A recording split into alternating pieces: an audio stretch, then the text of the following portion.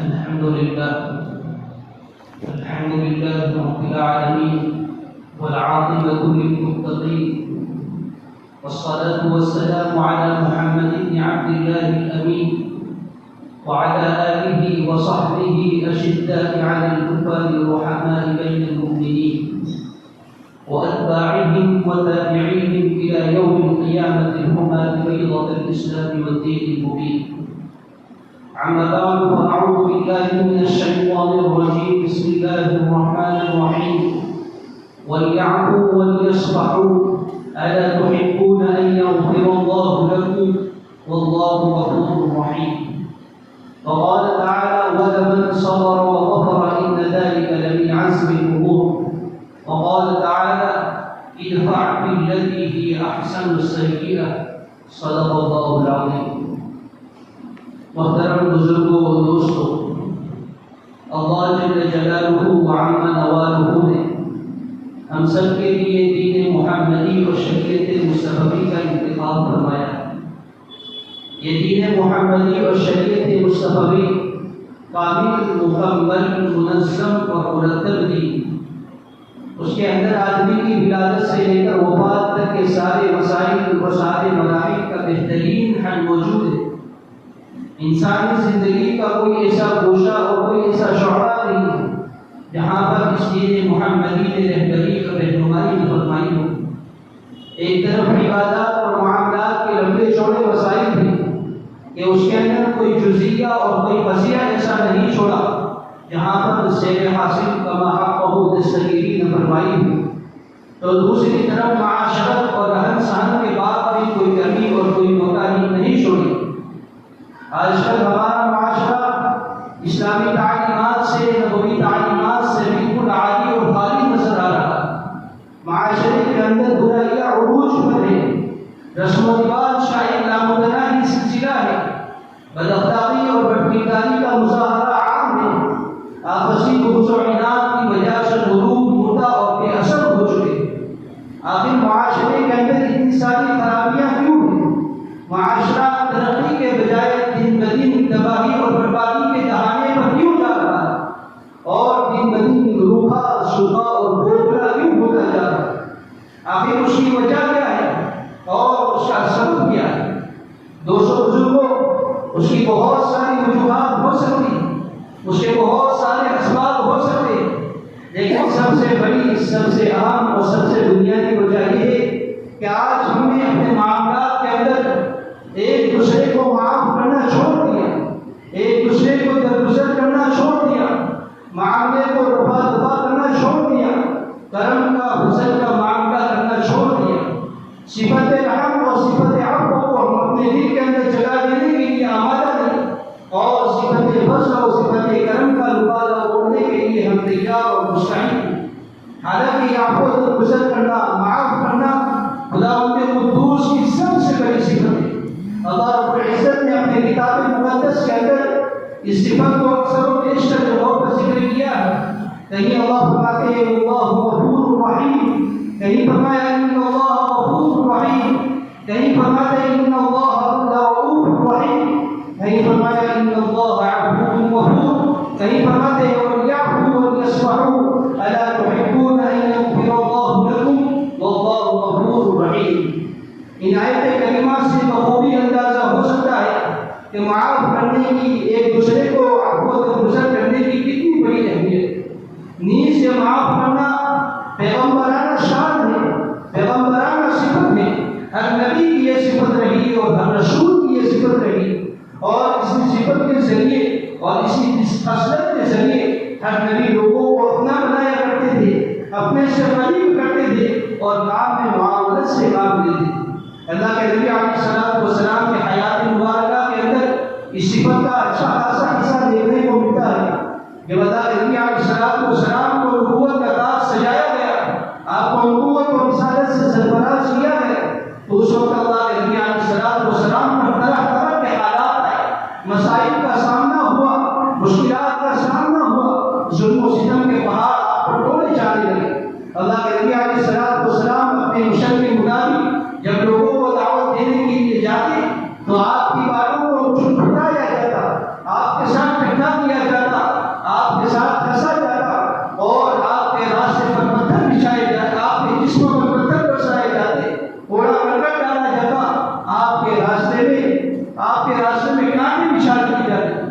بہت سی مرتبہ آپ کے جسم مبارک کو لہولہان کیا گیا اور ایک نہیں بلکہ کئی مرتبہ آپ کو قتل کرنے کی ناپاک سازشیں رچی گئی، لیکن اللہ کے نبی علیہ السلام نے ہر مرتبہ اپنی شریفانہ عادت کے مطابق اور مزاج حلیم کے مطابق لوگوں کو معاف کر دیا، اپنے فرصت سے کام لیا اور لوگوں کو چھوڑ دیا، اس لیے کہ آپ کا وجود مشہور پورے عالم انسانیت کے لیے رحمت تھا۔ قرآن کہتا ہے وما ارسلناک الا رحمۃ للعالمین، کہ ہم نے آپ کو پوری انسانیت کے لیے رحمت بنا کر بھیجا۔ جب آپ کا وجود مشہور رحمت ہے تو آپ لوگوں سے انتقام کیسے لے سکتے تھے؟ اور آپ نے کبھی انتقام کا ارادہ نہیں فرمایا، اور آپ کی حیات مبارکہ کے اندر بہت ساری مثالیں ملتی ہیں۔ وحشی رضی اللہ تعالیٰ عنہ جو اسلام لانے سے پہلے ہندا کے غلام تھے، ہندا نے ان کو شکرانی دی تھی، اللہ کے نبی علیہ السلام کے پیارے چچا حضرت حمزہ کو شہید کر دی۔ جب حضرت حمزہ کو شہید کر دیا گیا اور آپ کی لاش کو ہندا کے پاس لایا گیا تو ہندا نے اللہ کے نبی علیہ السلام کے پیارے چچا کے ساتھ وہ سلوک کیا، وہ برتاؤ کیا اور ظلم کیا جو ایک انسان کی سوچ سے ماورا ہوتا ہے۔ ہندا نے اللہ کے نبی علیہ السلام کے پیارے چچا پر اپنے نیزے کو نکال کر آپ کے سینے پر اس کو پھیرا اور اس کے اندر تڑپتا بھڑکتا کلیجہ نکالا اور اس کو اپنے دانتوں سے چبایا۔ اس کی فطرت اس پر نہیں رکی اور اس کا عجیب اس پر نہیں پڑا تو اس نے مزید اللہ کے نبی علیہ السلام کے پیارے چچا کا غصہ کیا، آپ کے کان کاٹے، ناک کاٹیا، انگلیاں کاٹی، جسم کے مختلف عضو کاٹ کر اس کا ہاتھ بنا کر گلے کے اندر کر دیا۔ ابو سفیان جو اللہ کے نبی علیہ السلام کو تکلیف پہنچانے میں اور آپ کو تکلیف پہنچانے میں، نقصان پہنچانے میں اس نے کوئی کسر نہیں چھوڑی تھی، اور یہ سارے کے سارے مجرم فتح مکہ کے موقع پر اللہ کے نبی علیہ السلام کے سامنے پیش کیے۔ اللہ کے نبی علیہ السلام چاہتے تو ان کا انتقام لے سکتے تھے، قصاص کر سکتے تھے، ان کی گردنوں کو مار سکتے تھے، لیکن اللہ کے نبی علیہ السلام کی ذات اقدس پر قربان چاہیے کہ آپ نے ہمیشہ لوگوں کو معاف کر دیا، عفو و درگزر سے کام لیا اور لوگوں کو چھوڑ دیا اور امن دے دیا۔ اس کا نتیجہ یہ ہوا کہ یہ سارے کے سارے اسلام کے اندر داخل ہو گئے اور اسلام کو ماننے والے ہو گئے، اللہ اور اس کے رسول کو ماننے والے ہو گئے۔ ایک طرف تو اللہ کے نبی علیہ السلام کی حالت ہے تو دوسری طرف ہمارا حال یہ بھی کہ آج ہمیں ہماری اصلاح کے خاطر کسی نے کچھ کہہ دیا، یہ باتوں کے اندر ایک سے زیادہ ہو گیا تو انتقام کے لیے ہمارا خون کھولنے لگتا ہے اور انتقام کی آگ ہمارے اندر بھڑکنے لگتی ہے، اور ہماری ساری توجہ اسی پر ہوتی ہے کہ کیسے موقع ملے اور کیسے چانس ملے کہ میں خدا سے اپنا انتقام لے لوں اور خدا سے اپنا بدلہ لے لوں۔ خدا کا خاصہ اگر اس کو موقع مل جاتا ہے، چانس مل جاتا ہے تو آدمی انتقام کے دائرے سے نکل کر ظلم کر بیٹھتا ہے، زیادتی کر بیٹھتا ہے اور تعدی کر بیٹھتا ہے، پھر لوگوں سے فخر کے طور پر کہتا ہے کہ آج تو خدا سے اپنا حساب برابر کر لیا اور خدا سے اپنا انتقام لے لیا۔ حالانکہ یہ فخر کا موقع نہیں ہے، یہ فخر کا محل نہیں ہے، اس لیے کہ تم نے اللہ کے نبی علیہ السلام کے طریقے سے ہٹ کر غیروں کے ساتھ طریقہ اختیار کیا۔ تو کیا انتقام لیتا جبکہ اللہ کے نبی علیہ السلام کے انتقام کے لیے پہاڑ حاصل تھے، فرشتے کو اللہ نے بھیجا تھا۔ طائف سے واپسی کے وقت جب اللہ کے نبی علیہ السلام کو پتھر مار مار کر بھگایا گیا، اس وقت جبرائیل علیہ السلام حاضر خدمت ہوئے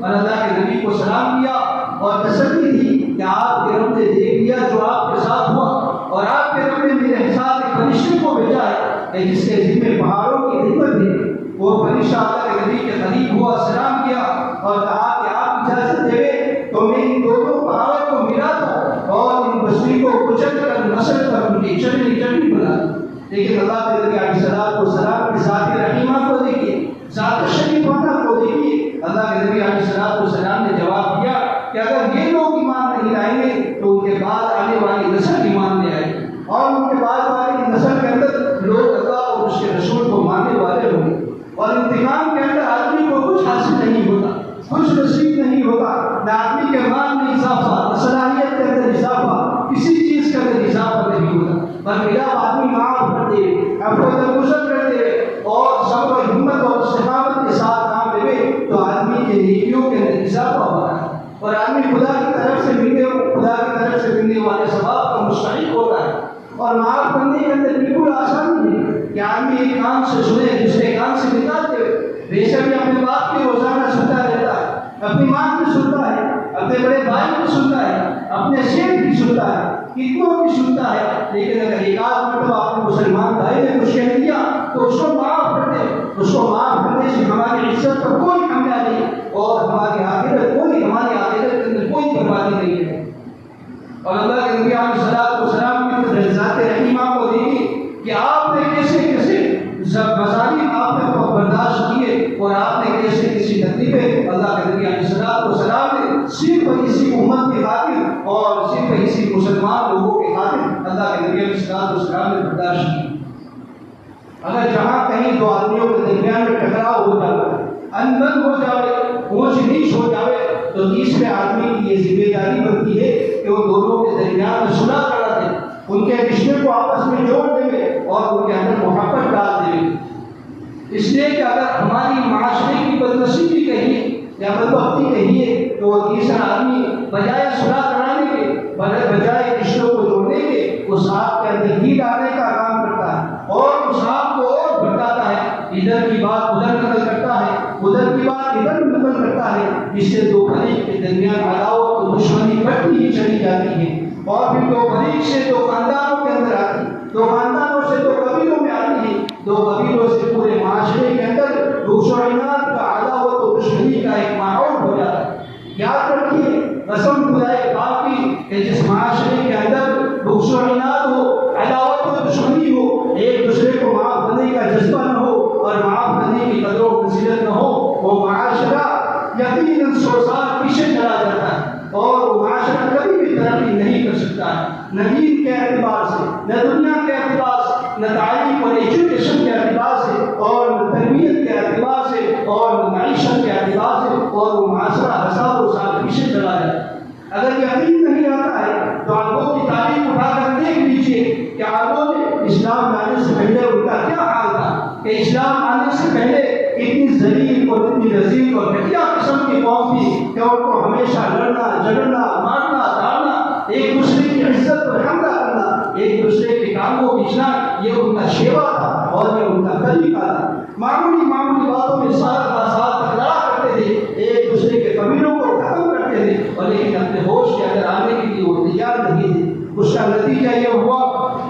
کہ تاریخ نے ان کو جاہل قوم کا, ان پڑھ قوم کا اور تعصب قیامت ان کو اسی جہالت کے وصف کے ساتھ یاد کیا جائے. یہ اس لیے تھا کہ ان کے اندر آپس میں عفو و گزر نہیں تھا, معاف کرنے کا جذبہ نہیں تھا, پیار و محبت کا جذبہ نہیں تھا, اس لیے تاریخ نے ان کو جاہل قوم کا. اگر ہم بھی اپنے معاشرے کی ترقی چاہتے ہیں دین کے اعتبار سے, دنیا کے اعتبار سے, تو ہمیں اپنے معاشرے کے اندر عفو و گزر کا, معاف کرنے کا, اپنے حق کی خاطر آسانی پیدا کرنے کا اور حق میں اپنے حق کو چھوڑنے کا یہ مشغلہ بنانا پڑے. اس کی میں 2 مثال دیتا ہوں کہ فتح مکہ سے پہلے اللہ کے نبی علیہ الصلوۃ والسلام اور آپ کے صحابہ پر کیسے حالات آئے, کن مسائل کا آپ کو سامنا کرنا پڑا اور کیسے حالات سے گزرنا پڑا. لیکن جب فتح مکہ ہوتا ہوا اس موقع پر اللہ کے نبی علیہ الصلوۃ والسلام نے ان تمام لوگوں سے انتقام نہیں کیا, بلکہ اللہ کے نبی علیہ الصلوۃ والسلام نے معافی کا اعلان کر دیا اور عام معافی کا اعلان تھا. اللہ کے نبی علیہ الصلوۃ والسلام نے فرمایا لا تثریب علیکم اليوم, آج تم پر کوئی ملامت نہیں, تمام لوگوں کو امن دے دیا. جو مسجد حرام کے اندر داخل ہو اس کو امن, جو ابو سفیان کے گھر کے اندر داخل ہو اس کو امن, عام معافی کا اعلان کر دیا. اس کا نتیجہ یہ ہوا کہ لوگ اسلام سے قریب ہوتے گئے, اسلام کے اندر داخل ہوتے گئے, اسلام کا کاروبار بنتا چلا گیا اور اسلام اتنا ترقی کر گیا کہ آج پوری دنیا کے اعتبار سے اسلام کو فالو کرنے والی آبادی یہ دوسری آبادی, پہلے نمبر پر عیسائیت ہے تو دوسرے نمبر پر اسلام کو فالو کرنے والی اور اسلام کو ماننے والی آبادی. یہ اس کا نتیجہ تھا کہ اللہ کے نبی علیہ الصلوۃ والسلام نے عام معافی کا اعلان کر دیا اور اللہ کے نبی علیہ الصلوۃ والسلام کے اخلاق و تعلیم یہی تھی کہ لوگوں کو معاف کرنا چاہیے. دوسری مثال لے لیجیے کہ ابھی پڑوسی ملک افغانستان کو لے لیجیے. 2021 سے پہلے وہاں پر جو حکومت تھی وہ امریکہ کی مٹھی میں کام کرنے والی اور ان کے اشارے پر کام کرنے والی حکومت ہے. لیکن جب مجاہدین نے 2021 کے اندر افغانستان پر قبضہ کیا, سلطنت پر قابض ہوئے, سب سے پہلا کام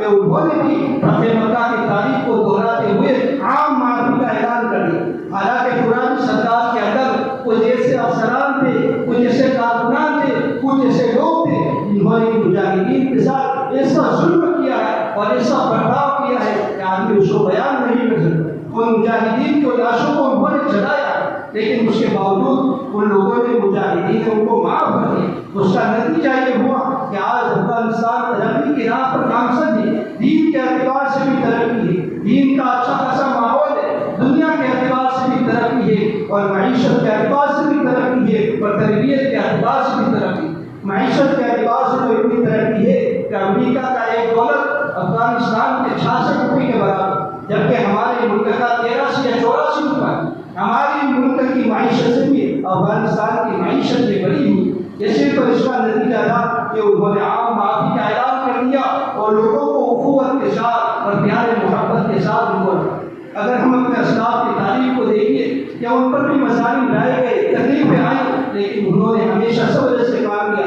استقامت و ہمت کے ساتھ کام کیا اور لوگوں کو معاف کر دیا۔ شاہ اسماعیل شہید رحمۃ اللہ علیہ بڑے گھرانے کے آدمی، بڑے خاندان سے تعلق رکھتے ہیں۔ ایک مرتبہ دہلی کی جامع مسجد کے اندر خطاب فرما رہے تھے کہ دوران خطاب ایک آدمی کھڑا ہوا اور کہنے لگا کہ آپ حرام زادے ہو، کتنی بڑی تہمت لگائی ہے اور کتنا بڑا بہتان باتا ہے۔ اگر ہمارے جیسا ہوتا تو انتقام لیے بنا نہیں رہ سکتا، لیکن وہ بھی اللہ کے نبی علیہ السلام کے سچے امتی تھے، پکے وارث تھے اور اچھے جانشین تھے۔ انہوں نے انتقام اور جذبے میں آ کر کوئی جواب نہیں دیا، بلکہ اس کو قریب بلایا اور کہا کہ تو مجھے حرام کے اولاد دے رہا ہے تو سن، میرا یہ جواب ہے کہ میری والدہ کے نکاح کی گواہ آج بھی دہلی کے اندر موجود ہے،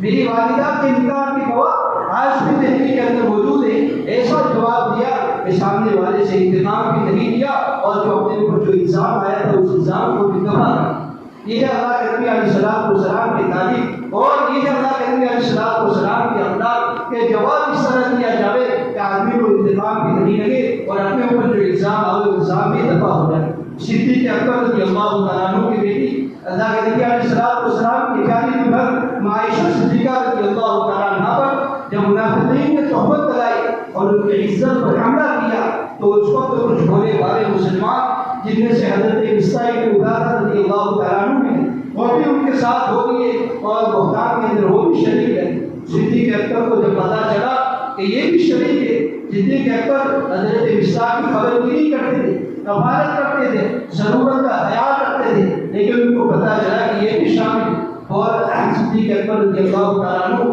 غمزدہ ہوئے، رنجیدہ ہوئے اور انہوں نے قسم کھائی کہ آج کے بعد رشتہ پر کوئی کھانا بھی خرچ نہیں کروں گا۔ جیسے ہی یہ قسم کھائی فوراً خدا کی طرف سے یہ تنبیہ ہوئی اور خدا نے سورہ نور کی آیت نازل فرمائی وَلْيَعْفُوا وَلْيَصْفَحُوا أَلَا تُحِبُّونَ أَن يَغْفِرَ اللَّهُ لَكُمْ وَاللَّهُ غَفُورٌ رَحِيمٌ۔ کہ تم میں سے دین میں کمال پیدا کرنے والے،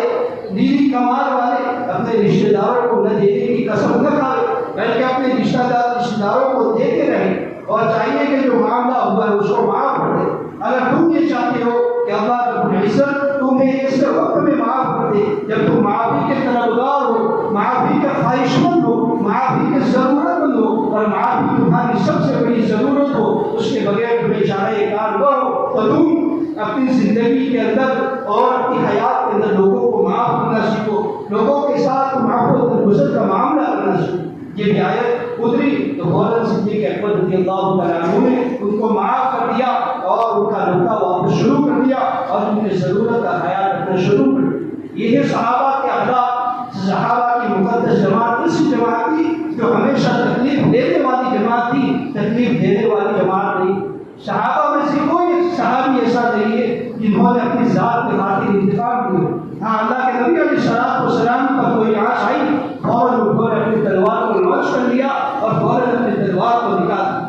لیکن اپنی ذات کی خاطر کبھی کوئی صحابی نے کوئی انتقام نہیں کیا۔ یہ اس کا نتیجہ تھا۔ قرآن اسی کو کہہ رہا ہے وَلَا مَنْ صَبَرَ وَغَفَرَ إِنَّ ذَلِكَ لَمِنْ عَزْمِ الْأُمُورِ کہ جو آدمی صبر کر لے، تکلیف پہنچنے پر، نقصان پہنچنے پر صبر کر لے اور ہمت سے کام لے لے اور سامنے والے کو تکلیف پہنچانے والوں کو معاف کر دے تو یہ ہمت کے کاموں میں سے بڑی جرأت مندی کا کام ہے اور بڑی ہمت کا کام ہے۔ اور تکلیف پہنچنے پر معاف کرنا یہ آسان نہیں ہے، دل پر بہت بوجھ لگتا ہے، دل پر عادت چڑھتے ہیں، لیکن خدا کی خاطر، اللہ کے رسول کی خاطر اور اسلامی تعلیمات پر ایسا کرتا ہے تو آدمی سب سے بڑا بہادر کہلائے۔ بہادر وہ ہے جو اپنے نفس سے مقابلہ کرے، بہادر وہ نہیں ہے جو کمزور ضعیف لوگوں پر اپنا ہاتھ چلائے۔